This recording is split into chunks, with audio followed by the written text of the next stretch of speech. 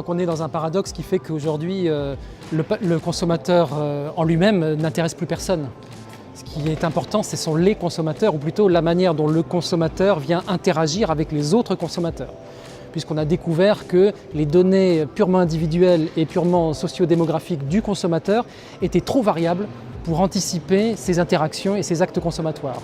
Donc aujourd'hui, la clé, c'est de comprendre les interactions, les modes d'engagement du consommateur avec les autres consommateurs et dans les différentes situations.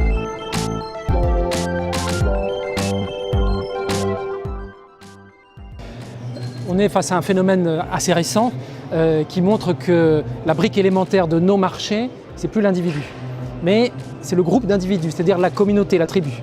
On sait depuis une vingtaine d'années maintenant que le regard de l'autre, la présence de l'autre, va être un déclencheur extrêmement puissant, que ce soit en recommandation, que ce soit en influence, sur l'acte consommatoire.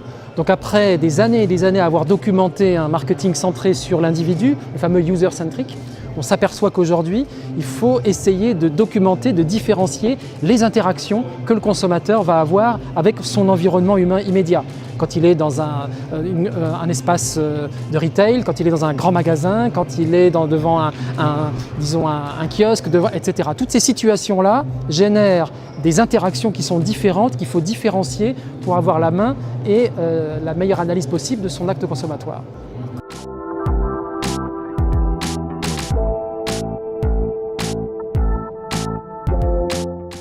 Pour toucher le consommateur aujourd'hui, les outils classiques ne suffisent plus.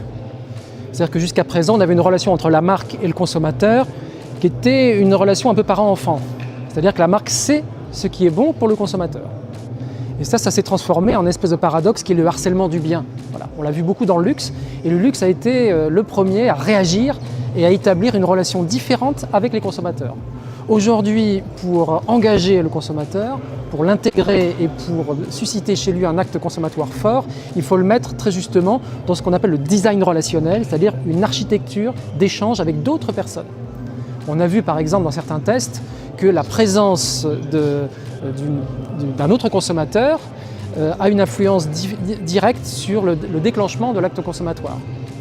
Il y a plein de marques qui ont travaillé là-dessus, sur la relation mère-fille, sur la relation parent-enfant, sur la relation entre copines, sur la relation entre passionnés d'une même marque, etc. Le groupe, aujourd'hui, est la brique élémentaire de nos marchés.